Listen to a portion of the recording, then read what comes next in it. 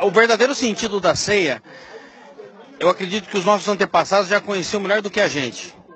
Eu acho que os teólogos, algumas pessoas até mal intencionadas, só confundiram o povo. E uma das coisas que o povo tem que fazer é recorrer às Escrituras para compreender isso. O irmão citou o apóstolo Paulo, quando ele fala sobre a ceia, no capítulo 11 de 1 Coríntios. É um texto tão claro, tão explícito, explica como se deve ser feito a Santa Ceia. Primeiro, a palavra Santa Ceia não existe nas Escrituras, ela é uma invenção do homem. É o dedo do homem nas Escrituras, e dá errado.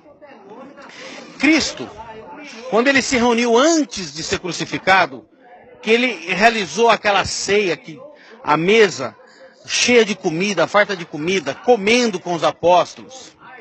E as Escrituras dizem que ele comendo, depois de cear, depois de ter comido, ele olhou para cima da mesa e tinha um pedaço de pão. Ele pegou o pão e o partiu falando, este é o meu corpo que vai ser partido por vós. E em cima da mesa tinha vinho também. E ele pegou o cálice do vinho e tomou. E este é o meu sangue que é derramado por vós. Eles se reuniam para partir o pão, para comer. A verdadeira ceia, inclusive nós participamos dela, que a hora que chegamos estava muito abençoada, feito pelas mãos da nossa irmã Dagmar, né? O nosso irmão Maurício. A verdadeira ceia, a que diz as Escrituras, aquela que está ali na Bíblia, é uma mesa composta de comida e bebida, oferecida para todos os irmãos que queiram participar dela.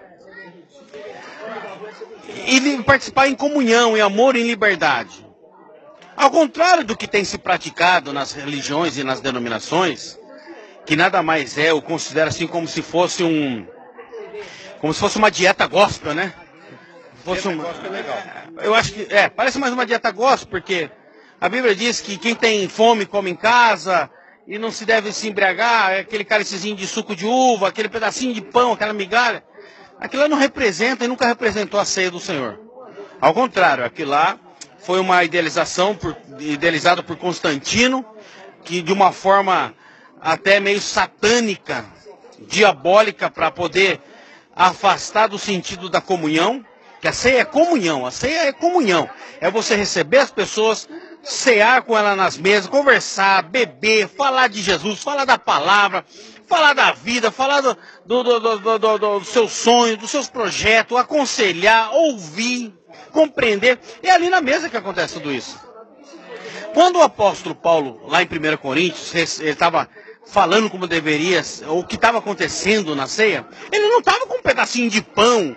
Imagina assim o apóstolo Paulo com um pedacinho de pão e um pedacinho de suco e falando, irmãos, assim como eu recebi do Senhor, eu quero transmitir para vocês. Pega o pãozinho aí, pega o cálice agora, pera aí, vamos cantar 3 hinos da harpa aí, irmãos. Não, o apóstolo Paulo não tinha nenhum pão na mão, ele não tinha nenhum suco na mão.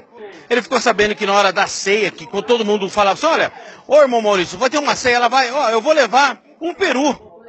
Ô irmão, a benção, você consegue trazer? Eu consigo sim. Outro irmão fala, olha, eu posso levar o pãozinho. Outro fala, eu posso levar um suco. Outro, eu posso levar um queijo de Minas. Bom, hein, queijinho de Minas. Queijinho de Minas é bom. Teve aqui. Tem mineiro aí? Tem mineiro. Mineiro é gente boa, hein? É gente boa. E aí, o apóstolo Paulo estava falando que naquela mesa, onde tinha pessoas com maiores condições, que levavam coisas melhores, eles não deveriam excluir os que não tinham condições. E era o que estava acontecendo ali, irmão Maurício. O cara levava lá uma picanha, e ele falava assim para os filhos, olha, só nós vai comer aquela picanha, então vamos chegar mais cedo, sentar lá no cantinho, e lá nós come a picanha. Se vir aparecer qualquer um do outro que nós não conhecemos, não ajudou nem nada, não vai participar. E eles estavam excluindo, fazendo acepções de pessoas. Você está entendendo? Aí o apóstolo Paulo escreve aquela carta corrigindo esse ato condenável pelo Senhor. Por quê? Porque estava tendo acepção de pessoas, estava tendo orgia. A pessoa falava assim, opa, hoje tem ceia lá. Vamos lá para encher a cara? O cara ia para encher a cara.